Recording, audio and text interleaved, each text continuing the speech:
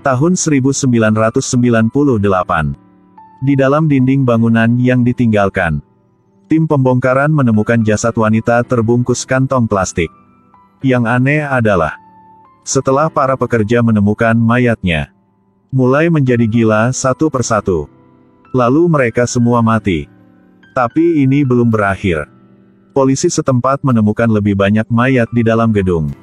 Dengan penyebaran media dan diskusi opini publik, orang-orang di kota berpikir bahwa itu terjadi oleh mayat wanita itu. Jadi mengundang dukun yang sudah lama bersembunyi untuk melakukan upacara pemujaan. Tidak menyangka roh jahat di gedung itu begitu brutal. Tidak mudah dihancurkan. Bahkan diseret ke dalam fata morgana.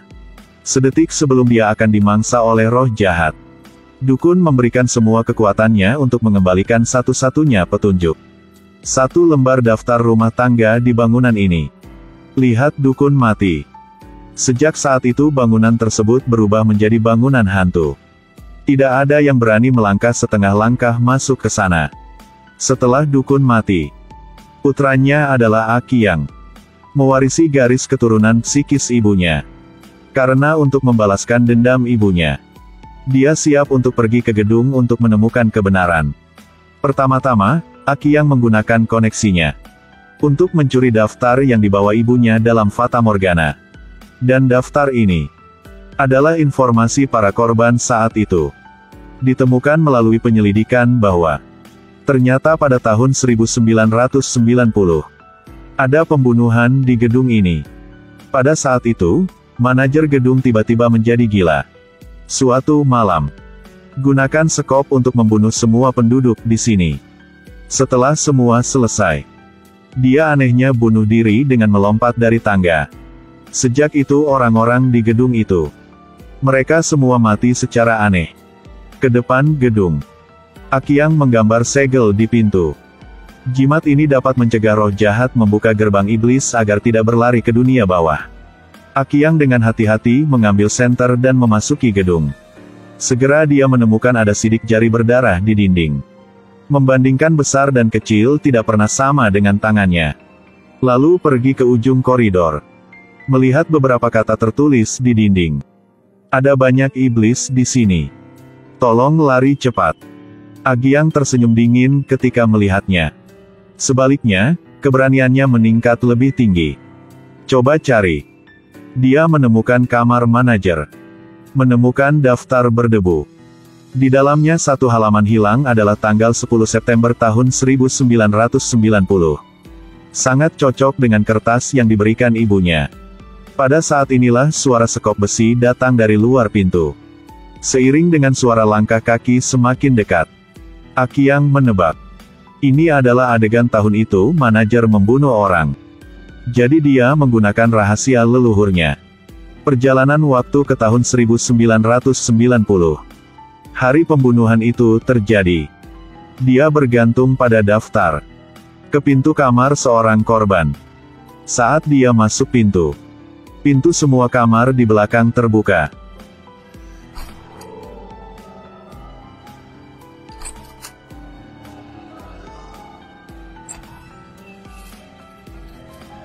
Pergi ke kamar Akiyang, mulai menggunakan sihir untuk memulai pengusiran iblis. Baru saja dimulai, semuanya berjalan dengan baik. Tapi ketika dia datang ke ruangan lain, menemukan ada roh jahat wanita bersembunyi di lemari. Tapi anehnya, nama gadis ini tidak ada dalam daftar. Jadi siapa dia? Tidak sempat berpikir banyak. Akiyang menggunakan sihir untuk membebaskan gadis itu. Hasilnya, di detik berikutnya, gadis itu menghilang dan tidak bisa ditemukan lagi. Pada saat ini iblis memegang sekop. Menggunakan pose aneh perlahan mendekatinya. Tidak lama kemudian, 3 siswa untuk mencari stimulasi. Di tengah malam bergegas masuk.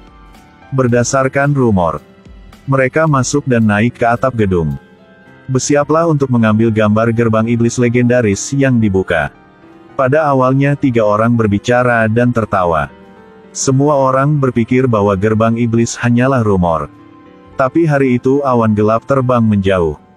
Di kamera, tiba-tiba muncul bulan darah. 3 orang tidak percaya. Tiba-tiba ada suara dari belakang. Pintu teras ditutup. Tapi mereka tetap tidak tahu. Ini adalah pintu menghubungkan antara dua dunia yin dan yang. Dengan setiap angin dingin yang lewat, di gedung itu berangsur-angsur berubah menjadi hutan teror yang keruh. 3 orang menuruni tangga. Hasilnya adalah suara aneh yang ditransmisikan. Mereka ketakutan. Hanya Xiao Mei yang memiliki nyali untuk memasuki ruangan. Ingin memeriksa.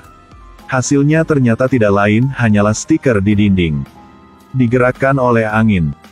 Tapi Awei di sisi lain berkata, di mana angin di ruangan tertutup seperti itu? Xiao Mei berkata bahwa seseorang baru saja meniupkan nafas di lehernya. Awei menemukan bahwa ada sesuatu yang salah. Berteriak kepada semua orang untuk keluar dari sini. Kamera Awei sekarang. Ambil foto Ketiemai menjadi terdistorsi. Xiao Mei mengambil kembali kamera.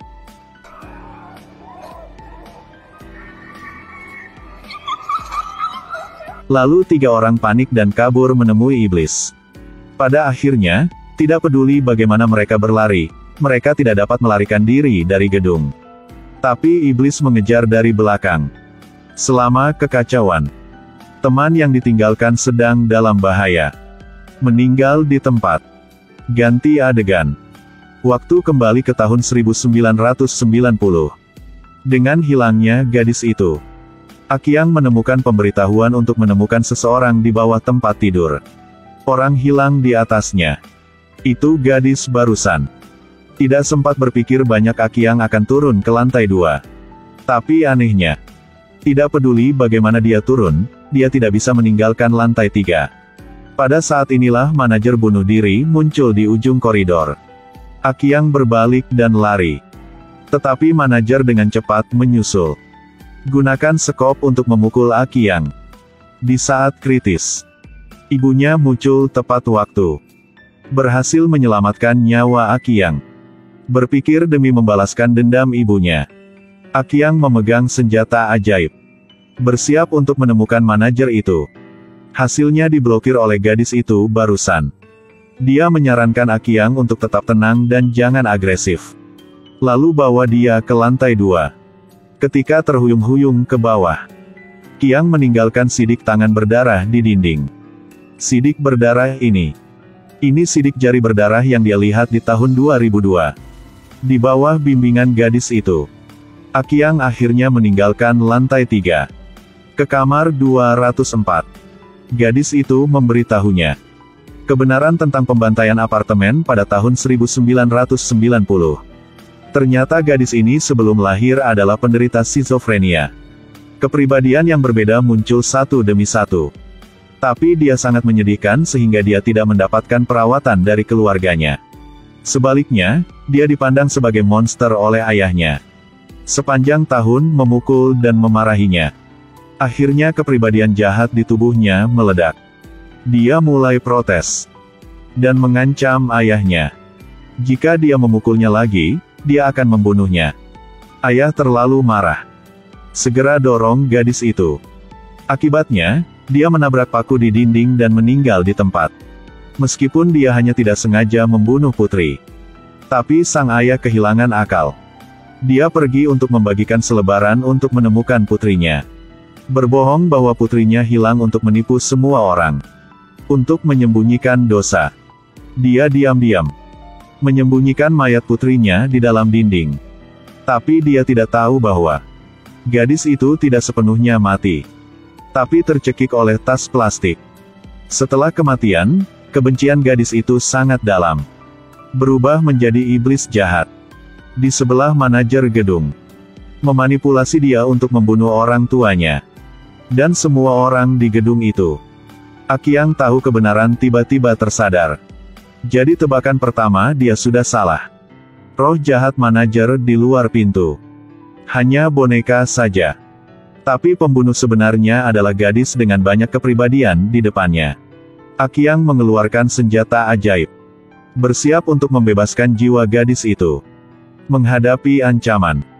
Kepribadian jahat gadis itu langsung terbangun. Gunakan satu telapak tangan untuk menerbangkan Akiang. Dia tahu kalau di tempat ini dia bukan lawan iblis. Memutuskan untuk meninggalkan gedung. Kembali ke tahun 2002 dan hitung lebih teliti. Tapi saat dia melakukan sihir, waktu kejadian tak terduga kembali ke tahun 1998. Pada saat yang sama, Xiao Mei melarikan diri. Menemukan bahwa tembok itu mulai runtuh.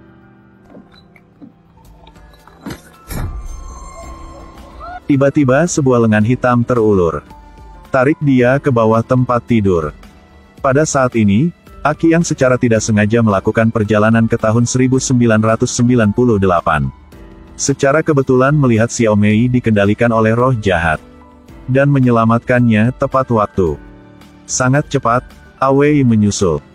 3 orang memutuskan untuk membentuk kelompok dan meninggalkan gedung bersama. Tapi hanya berlari ke aula besar.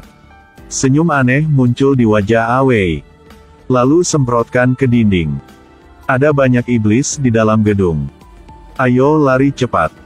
Akiang tercengang.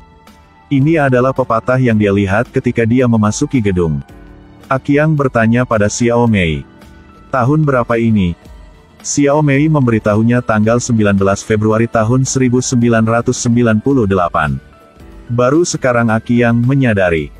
Ternyata dia sudah gagal. Tapi kembali ke masa lalu. Maka 2 orang di depannya berdua mati. Akiang mengeluarkan senjata ajaib untuk bersiap membebaskan 2 orang.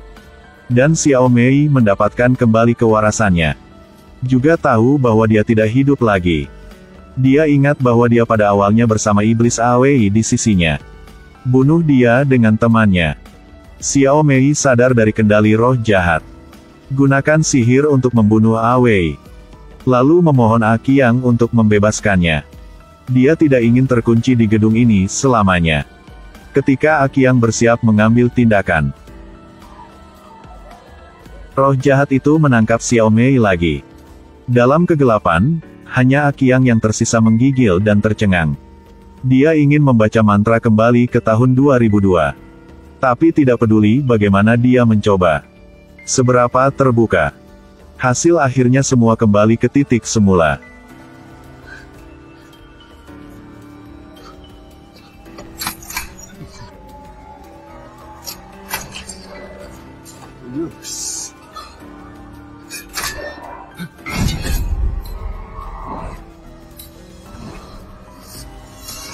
Baru sekarang Akiang menyadari. Ternyata dirinya sudah mati. Ingat pertama kali dia pergi ke tahun 1990. Sebelum memasuki pintu. Langkah pertama adalah melukis jimat yang menyegel 2 dunia yin dan yang di pintu. Jadi dia menjadi hantu. Tentu saja, dia tidak bisa pergi dari sini. Akiang mengerti segalanya. Tersenyum kecut memegang senjata ajaib di tangan.